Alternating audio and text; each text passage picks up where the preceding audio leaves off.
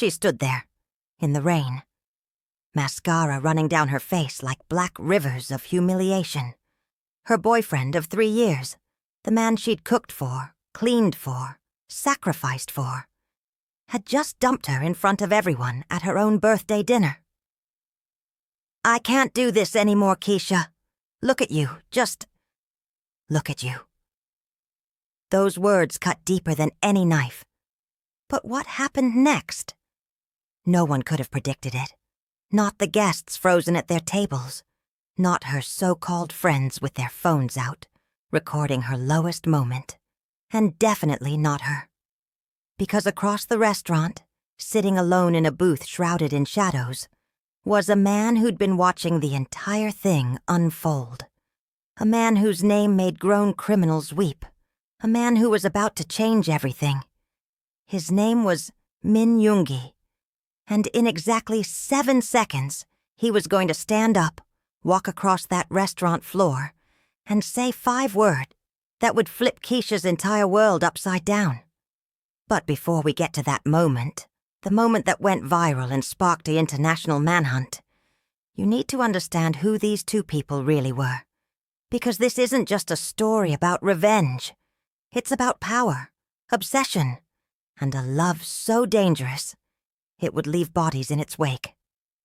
Stay with me. Keisha Marshall was 32 years old, 5'6", size 22, beautiful brown skin that glowed even on her worst days, and a smile that could light up the darkest room. But society had spent 3 decades telling her she wasn't enough. Too big, too loud, too much. Her mother had put her on her first diet at age 9. Boys in middle school made pig noises when she walked down the hallway. In college, she'd watch her thinner friends get approached by guys while she became invisible. The funny sidekick, never the romantic lead. So when Marcus came into her life 3 years ago, she thought she'd finally won. He wasn't perfect. He worked at a car dealership, still lived with his mom, and had a habit of forgetting his wallet when they went out. But he chose her. He looked past her size and saw her, or so she thought. The cracks started showing about 6 months in. Little comments. "You gonna eat all that? Maybe you should try the salad instead. My boy said he saw you at Popeye's yesterday. I thought you were trying to lose weight." Keisha started shrinking herself. Not physically. She tried, God knows. She tried every diet that existed. But emotionally, she made herself smaller, quieter, more convenient. She laughed at jokes that hurt her. She apologized for taking up space. She convinced herself that this was love, and love required sacrifice. Her 30th birthday, Marcus forgot.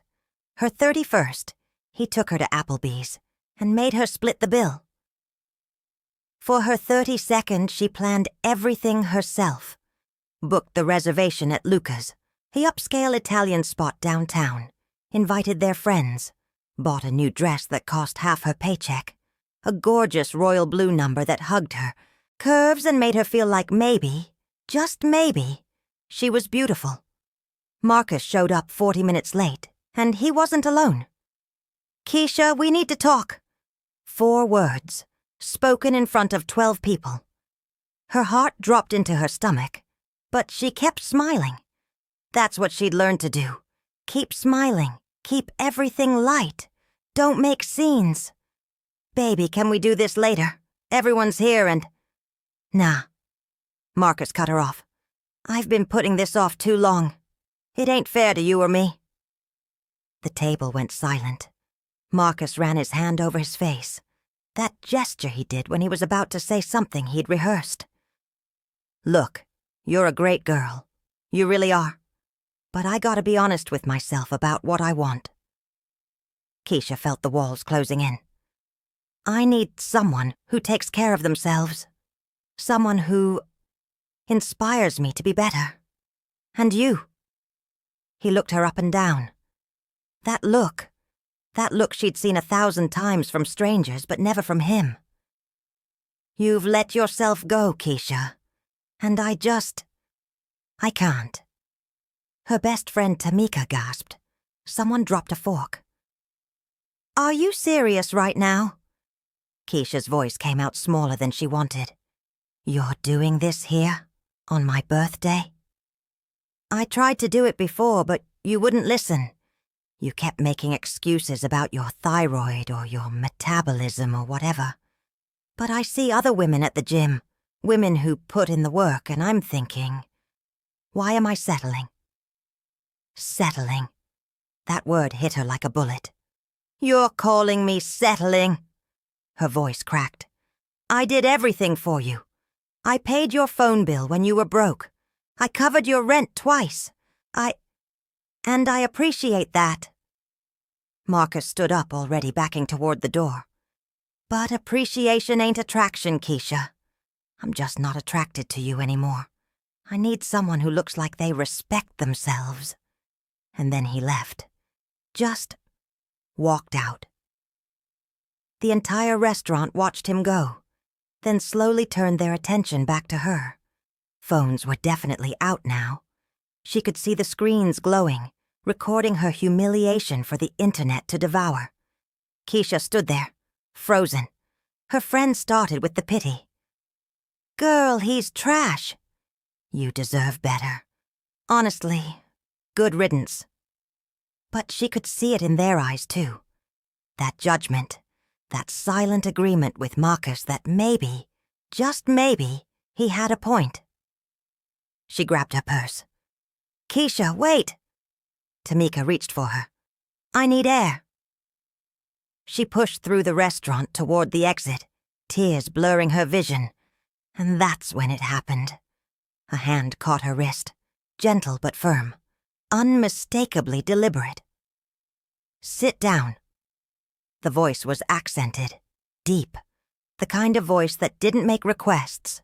It gave commands that people obeyed without thinking. Keisha turned. The man was Korean, tall, maybe 6'1", sharp features that looked carved from marble, black suit that probably cost more than her car, dark eyes that seemed to see straight through her skin into her soul. But it was the authority radiating off him that made her freeze. This wasn't just confidence, this was power. I don't know you, Keisha managed. No. He released her wrist but didn't step back. But I know men like him. Weak, insecure, pathetic. His English was perfect, but carried the precise enunciation of someone who'd learned it as a second language.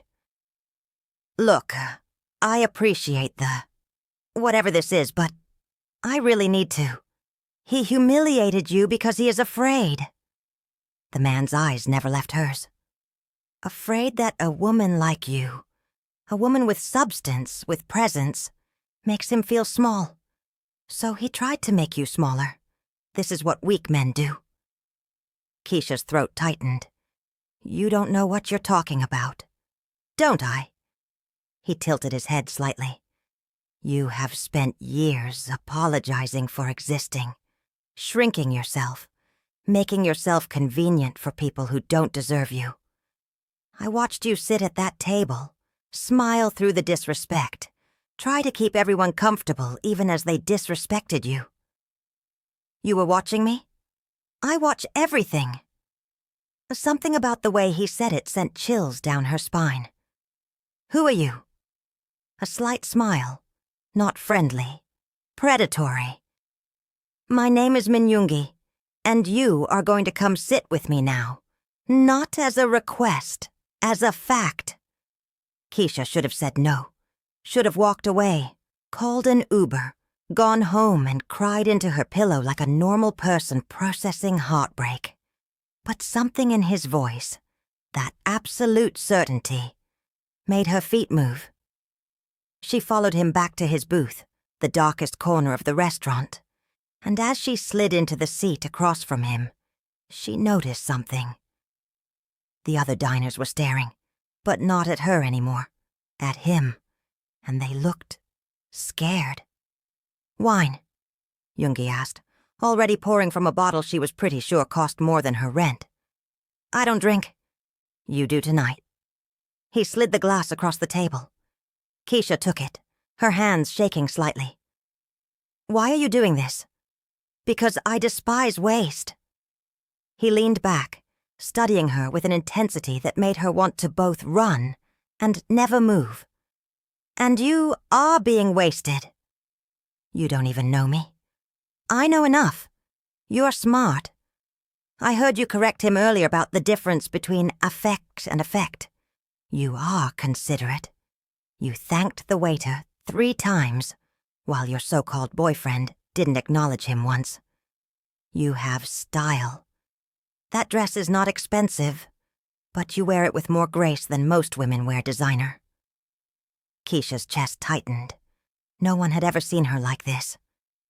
"And you are beautiful."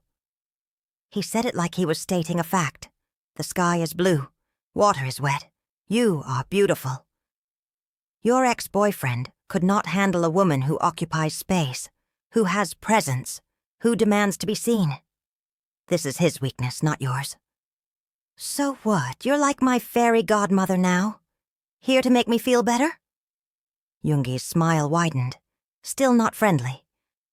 "No, I am not here to make you feel better. I am here to make you an offer." "An offer?" "Spend the evening with me. Let me show you what it feels like to be treated the way you should be treated. And then, tomorrow, you can decide." "Decide what?"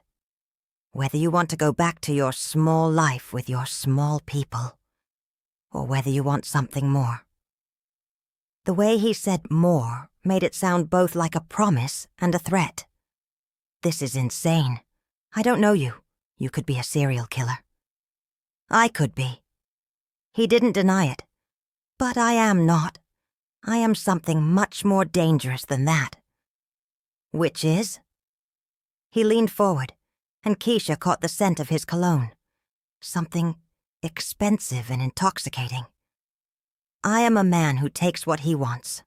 And right now, Keisha Marshall, I want you." Her name in his mouth sounded like a prayer and a possession all at once. "How do you know my name?" "I told you. I watch everything." He stood, extending his hand. "Come." "Where? Does it matter?" And here's the thing.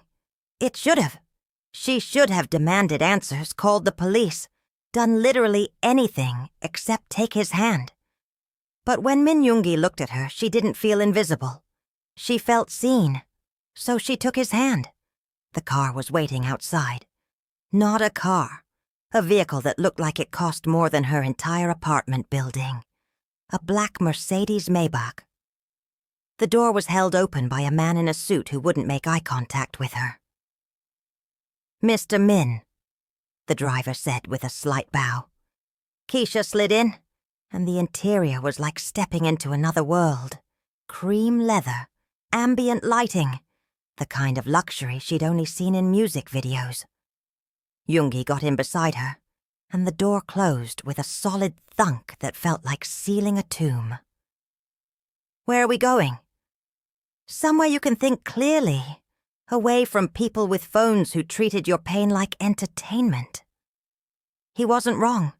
She could already imagine the videos spreading. "Fat girl gets dumped on her birthday." The comments would be brutal.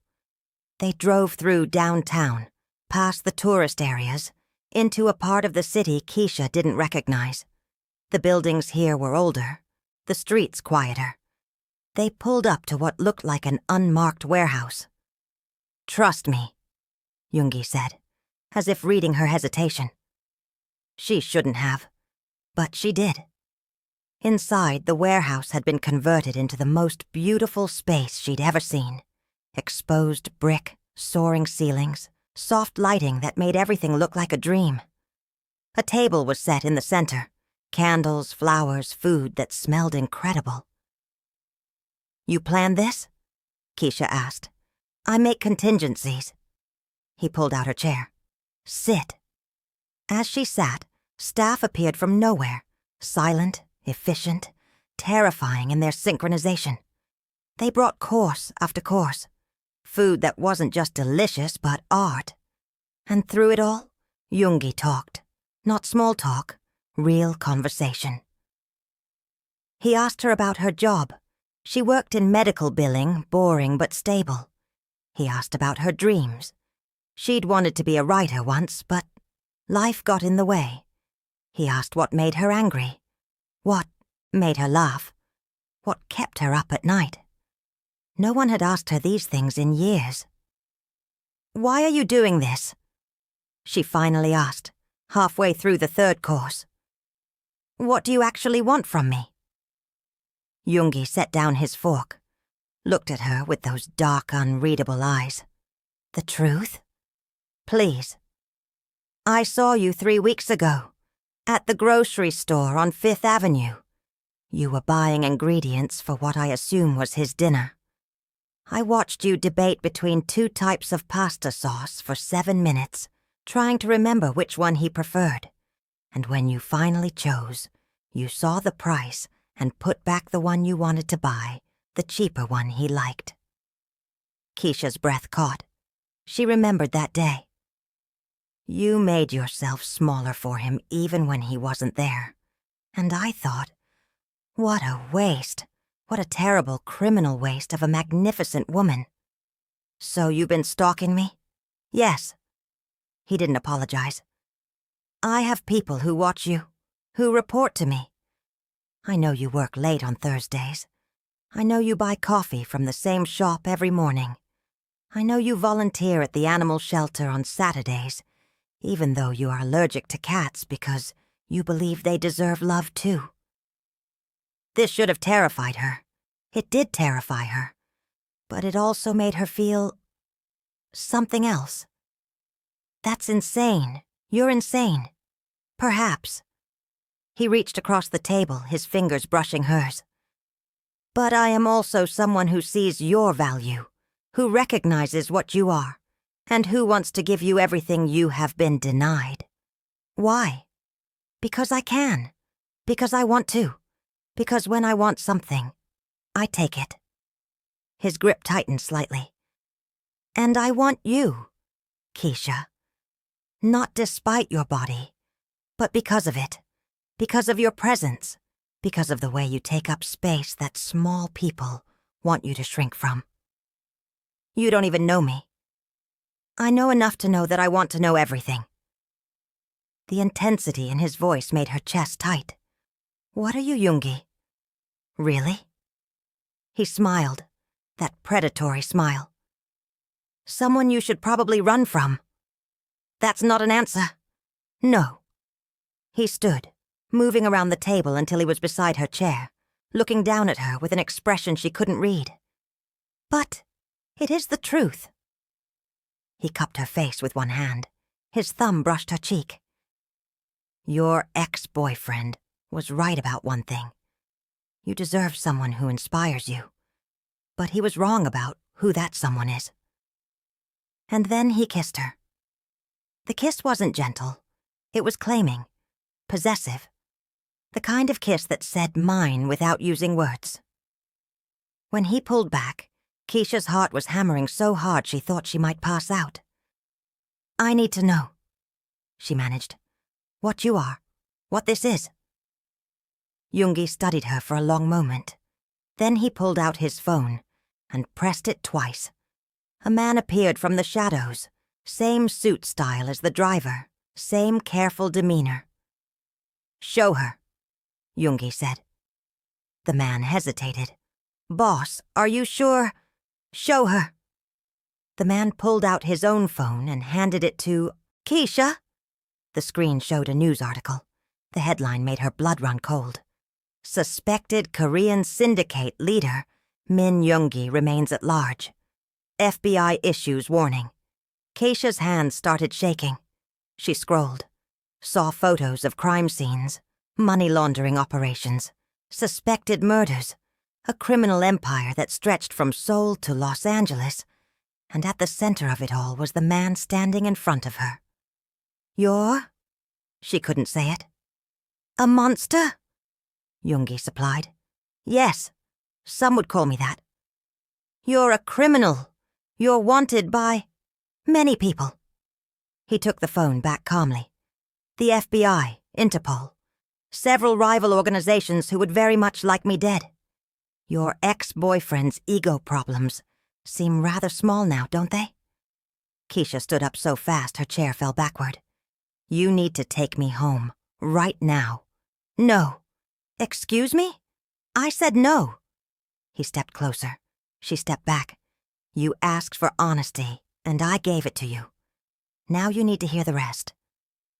I don't want to hear anything except how fast you're taking me.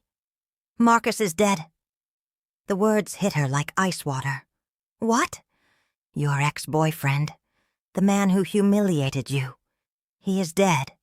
Has been for approximately 43 minutes. Keisha felt the room spinning. You're lying. Yoongi pulled out his phone again, pressed something, and turned the screen toward her. She saw Marcus, slumped in his car, eyes open but empty, blood on the windshield. Keisha's knees buckled. Yoongi caught her, guided her back into the chair. You killed him?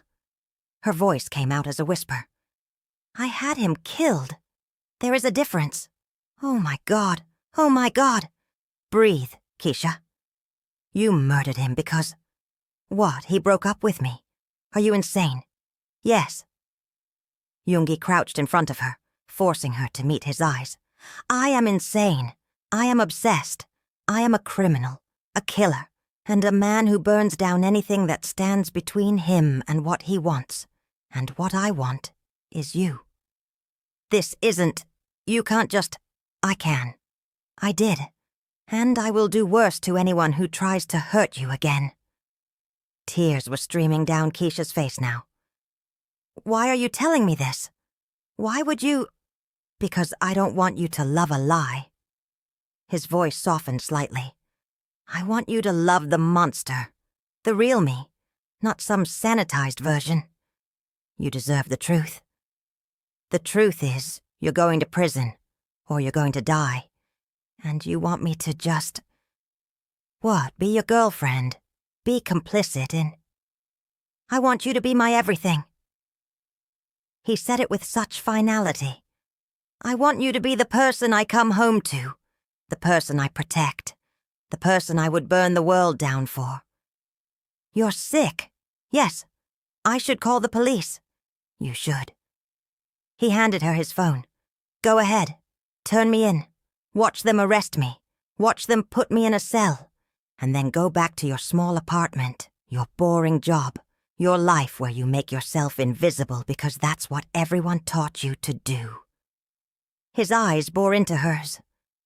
Or you can choose something different, something dangerous, something more. This isn't a choice. It is always a choice. He stood, buttoning his suit jacket. I am giving you 1 hour to decide. You can walk out that door, return to your life, and I will disappear. You will never see me again. Marcus's death will be ruled a suicide or a carjacking or whatever the police decide. Your life will go on. Or you stay. You accept what I am and what this is. You step into a life most people can't even imagine. Danger, luxury, power, and love. The kind of obsessive, possessive, fierce love that most people only read about. He started walking toward the door. Wait, you're just leaving? I told you, 1 hour. My car will wait outside. If you're not in it when the hour is up, you'll never see me again. And if I go to the police? He turned back, that predatory smile returning. Then you do what you believe is right. I won't stop you. But ask yourself, Keisha. For the first time in your life, someone has chosen you. Really, truly chosen you. Crimes and all. Is that something you're willing to walk away from? And then he was gone. Keisha sat alone in that beautiful warehouse. Her phone, her actual phone, was in her purse. She could call 911 right now. Turn him in. Do the right thing. Marcus was dead. Marcus was dead. The man who'd humiliated her, who'd made her feel worthless, who'd dumped her on her birthday, in front of everyone. He was gone. And she should feel horrified, guilty, complicit. But what she actually felt was complicated. She pulled out her phone. Her hands were still shaking. 13 missed calls from Tamika, 27 texts. Most of them were the same. "Girl, where are you? Are you okay? Did you see the video? It's already got 50K views." So they'd posted it. Of course they had. She clicked on the link Tamika sent. There she was, Keisha Marshall, frozen in humiliation, while Marcus delivered his speech about settling and letting herself go. The comments were exactly what she expected. "He's not wrong, though. Maybe this will be her wake-up call to hit the gym. She can do better, but she gotta do better for herself first." Hundreds of comments, thousands of views. Her pain served up as entertainment. She thought about her life, her real life, not the fantasy she'd been trying to construct. Her apartment was small and had a leak she couldn't afford to fix. Her job was soul-crushing. Her friends, were they really friends? Or were they just people she ate lunch with who secretly agreed with Marcus? She thought about her mother, who'd spent 30 years trying to fix her. Her sister, who always got the compliments while Keisha got the sympathetic looks. The dates that never called back. The job interviews where she was overqualified. Code for, "You don't fit our image." The world that told her every single day that she was taking up too much space. And then she thought about Jungi, a criminal, a killer, a man who was probably going to end up dead or in prison, but also a man who looked at her and saw everything, who didn't want her to be smaller or quieter or more convenient, who wanted her exactly as she was. No, who wanted more of her, not less. Her phone buzzed. A text from an unknown number. 30 minutes. Her heart raced. This was insane. She should run. She should call the police. She should do literally anything except... Another text. "I would burn down the world for you. The question is, will you let me?" Keisha closed her eyes. Thought about all the years of making herself small. All the years of apologizing for existing. All the years of watching other women get chosen while she got settled for. She thought about Marcus's face when he said he wasn't attracted to her anymore. About her mother's disappointed sighs. About every person who'd ever made her feel like she needed to earn the right to take up space. And then she thought about Jungi's hand on her face, his voice saying magnificent, his absolute certainty that she was worth burning the world down for. She stood up, walked to the door. The Mercedes was there, waiting. The driver stood beside it, expressionless. She had 15 minutes left. Keisha looked at the car, then at her phone, then back at the car. The driver opened the door. "Miss Marshall," he said quietly. "Whatever you decide, Mr. Min wants you to know. You owe him nothing, but he owes you everything." "What does that mean?"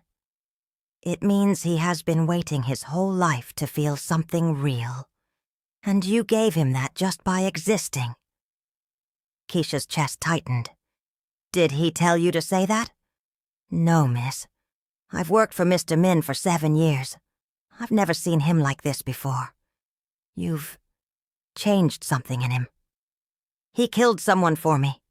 "Yes, miss." "That's not romantic. That's psychotic. Perhaps it is both." The driver's expression didn't change. "All I know is that Mr. Min is not a good man, but he is a man who keeps his promises, and he promised to give you the life you deserve." Keisha looked at her phone one more time, at the video of her humiliation, at the comments from strangers who'd never even met her, but felt qualified to judge her worth. She thought about going back to that life, to the pitying looks and the careful comments and the endless, exhausting work of making herself palatable to people who would never truly accept her anyway. And then she got in the car. The warehouse they took her to this time was different, bigger, darker. Yoongi was standing in the center, surrounded by men in suits. They were discussing something in Korean, rapid fire, intense. When she walked in, everyone went silent. Yoongi turned. For a moment, she saw something flicker across his face. Relief? Surprise? Joy? It was gone before she could identify it. "Everyone out," he said quietly. The men filed out immediately. No questions. Within seconds, it was just the two of them. "You came back," Yoongi said. "You knew I would." "No, I hoped. There is a difference." Keisha walked toward him slowly, her heart hammering. "I need to know something first. Ask. Are you going to hurt me? Never. Are you going to try to change me? Never. Are you going to make me regret this?" He considered that question carefully. "Probably. This life is not easy, Keisha. It is dangerous. People will try to use you to get to me. You will see things that will give you nightmares. You will be complicit in things that would horrify the person you were this morning." "That's not a great sales pitch." "I'm not selling. I'm being honest." He stepped closer. "But I will also give you everything.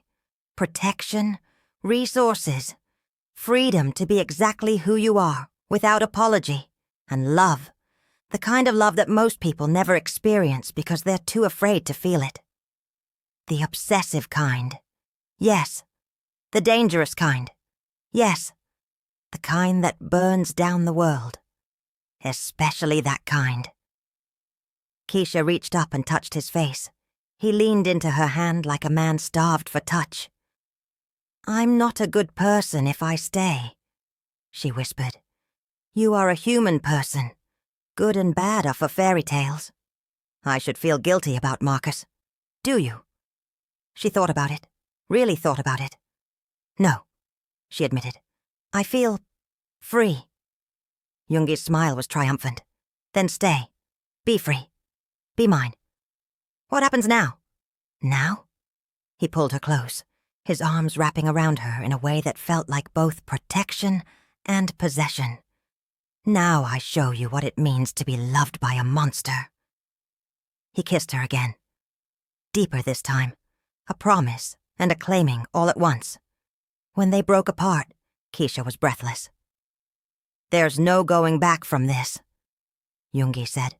"Once you're mine, you're mine. I don't share. I don't let go.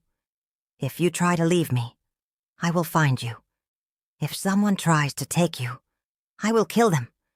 This is not a romance novel, Keisha. This is real, and it is permanent." "I know. And you still choose this?" She looked into his dark eyes, saw the monster there, saw the obsession and the danger and the violence.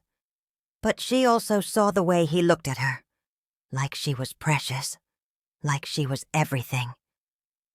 "I choose this," she said. "I choose you." The next 6 months were unlike anything Keisha could have imagined. Yoongi kept his promises, all of them. She moved into his penthouse, a fortress of luxury high above the city, 24-hour security, views that made her breath catch, a closet that looked like a boutique. But it wasn't the luxury that changed her. It was the freedom. For the first time in her life, Keisha didn't have to make herself small. Yoongi wanted her to take up space. He wanted her opinions, her anger, her joy, all of it, unfiltered. When she mentioned wanting to write, he had a studio set up for her within hours.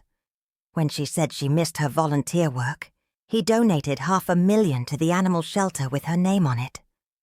When she felt guilty about Marcus, he held her and said, "He tried to make you small. He deserved what he got." She should have been horrified by that, should have pushed back. But she didn't, because in Yoongi's world, people didn't play small. They didn't apologize for existing. They took what they wanted, protected what they loved, and burned down anything that threatened them. It was intoxicating. She met his people, the ones who ran his empire. They were terrifying, efficient, deadly, and they treated her with a respect she'd never experienced before, not because she'd earned it, but because she was his. "They fear me," Yoongi explained one night, his hand trailing down her spine as they lay in bed. "But they adore you. You make me softer, more human. They like that I have something to lose now. It makes me more careful." "Is that true? Am I making you soft?" "Absolutely." He kissed her shoulder. "And I don't care." But the danger was real. 3 months in, there was an attempt. Rival gang trying to send a message. They targeted Keisha specifically. Grabbed her outside a coffee shop. They didn't live to regret it. Yoongi found her within 20 minutes. By then 5 men were dead, 3 were in the hospital, and Keisha was shaking in the back of an armored vehicle. "I'm sorry," Yoongi said, his hands covered in blood as he held her face. "I'm so sorry. This is my fault. I brought this into your life." "Don't apologize." Her voice was steadier than she felt. "Just don't let go?" "Never." And he didn't. The retaliation was swift and brutal. Yoongi wiped out the entire rival operation in 3 days, burned their holdings, destroyed their reputation, made them an example. Keisha watched the news reports and knew that she should feel horrified. But what she actually felt was safe, protected, claimed. "I'm a bad person now," she told Yoongi one night. "No. You're a person who understands that the world isn't fair, that nice people finish last, that sometimes, to survive, you have to be willing to be the villain in someone else's story." "Is that what you are? A villain?" "To most people, yes." He pulled her into his lap. "But to you? I'm the man who saw you when everyone else looked through you. I'm the man who killed for you. I'm the man who would set the world on fire to keep you warm." "That's not healthy, Yoongi." "I never promised you healthy. I promised you real. And it was real. Terrifyingly, dangerously, beautifully real. But everything has a price. The FBI started closing in. Surveillance increased. Associates started flipping. Yoongi's empire, which had seemed untouchable, began showing cracks. "We might need to leave the country," he told her one night. "Disappear. Start over somewhere they can't touch us." "Where? Does it matter?" "No." And she meant it. "As long as I'm with you." But before they could make their move, her mother called. Keisha hadn't spoken to her family in months, had cut off contact when she moved in with Yoongi. It was easier than explaining. "Baby, I'm sick," her mother said. "Cancer. Stage 4. I wanted to see you before—" The words hung in the air. Keisha's chest tightened. "Mom, I know I wasn't always the best to you. The diets, the comments. I thought I was helping. I thought if you were smaller, the world would be kinder to you, but I was wrong. I'm so sorry." Tears streamed down Keisha's face. "I need to see you." "I'd like that," she told Yoongi. He immediately arranged everything: security, transportation, medical care. "I'm coming with you," he said. "You can't. If they see you, I don't care. You're not going alone." They went to her mother's house in Tennessee. The whole operation was military precise. Security swept the area. Yoongi's people created a perimeter. Her mother looked so small, so fragile. The woman who'd loomed so large in Keisha's childhood was now just human. "Who's this?" her mother asked, looking at Yoongi. "This is—" Keisha hesitated. "I'm the man who loves your daughter," Yoongi said simply. "The man who would do anything for her." Her mother studied him with eyes that had seen too much. "You're dangerous." "Yes, but you make her happy." "I try." Her mother smiled, small, sad. "Then that's enough. God knows I never did." Over the next 3 weeks, as her mother's condition worsened, Keisha stayed by her side. Yoongi managed his crumbling empire remotely, but he never left Keisha, not once. And when her mother finally passed, Yoongi held Keisha as she broke apart. "Everyone leaves," she sobbed into his chest. "Everyone always leaves. I'm still here." His voice was fierce. "I will always be here. They will have to kill me to separate us, Keisha. Do you understand? They will have to kill me." The FBI came a week after the funeral.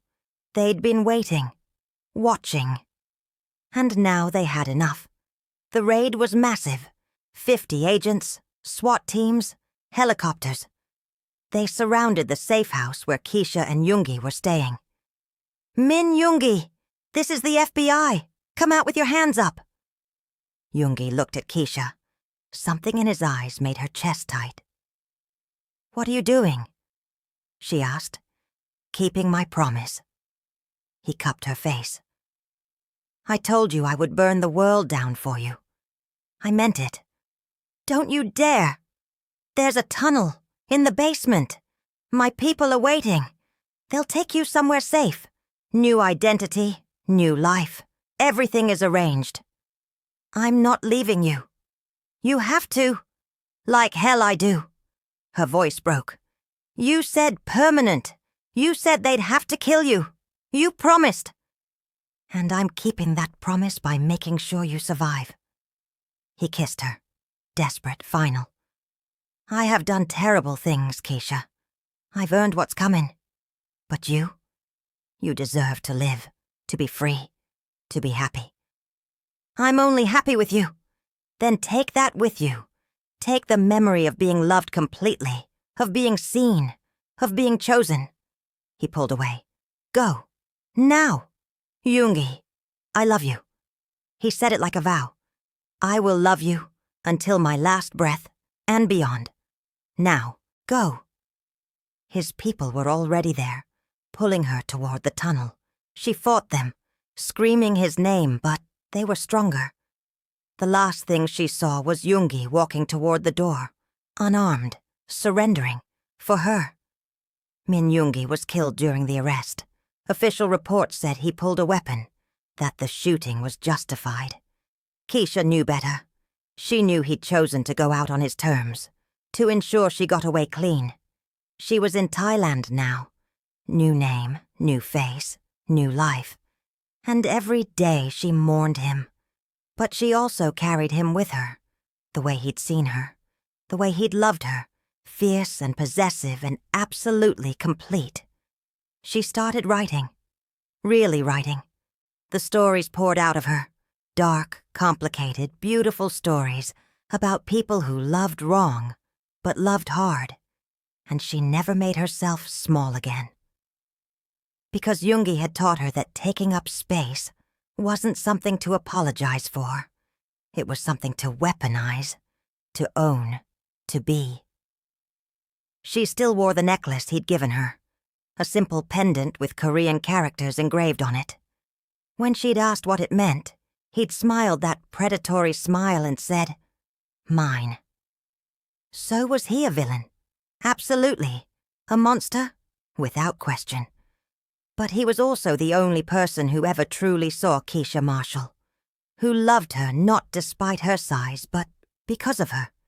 Every stubborn, complicated, magnificent inch. And that's the uncomfortable truth no one wants to acknowledge. Sometimes the people who love us best are the ones who destroy everything else. Sometimes being seen, really, truly seen, requires someone willing to burn down the world. And sometimes the healthiest thing you can do is choose the monster who chooses you back. The question isn't whether that's right or wrong. The question is, would you have the courage to make that choice? To step into the darkness if it meant never being invisible again? To let the monster claim you if it meant finally being seen? If this story made you feel something, anything, drop a comment below. Tell me, would you have gotten in that car? Would you have stayed? Be honest. And if you want more stories that don't apologize for being dark, complicated, and brutally honest about love and power and what we'll do to be seen, hit subscribe. Because we're just getting started. I'll see you in the next one. Stay dangerous.